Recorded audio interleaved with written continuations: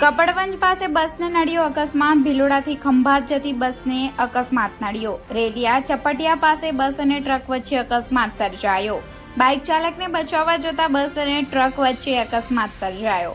બસમાં અંદાજે 50થી વધુ પેસેન્જર સવાર હતા.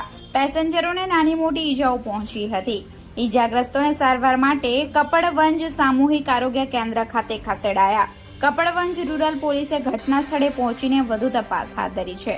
રાહુલ ઝાલા, કપડવંજ. ट्रिपल एक्सीडेंट है। बाइक वाला ने बचाव जता बस वाला ट्रक अंगा ठोक गई बराबर। एम लगभग 50-55 થી 60 माणस है बस में। अड्डा बाहर बाजू खसेराया ने अड्डा अहीं लाया 15-1 पैसे अहीं लाया है। अने लगभग एक्सीडेंट थयो रेलियानी आजूबाजू।